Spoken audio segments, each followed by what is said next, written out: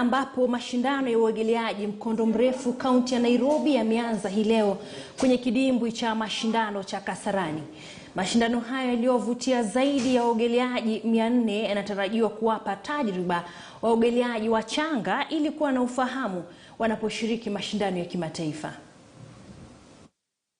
I think I've done very well. I cut 7 seconds in the race I just did, and I'm looking forward to do better in 200 freestyle that I'm about to do.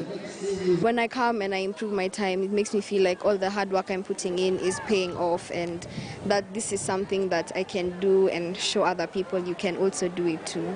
50 meters is quite different because we don't have a tumble town in the middle.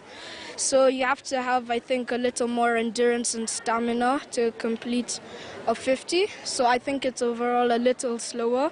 But I think once we get used to it, we'll be okay. This means a lot to us. It's been 2 years since we came to a 50-meter pool.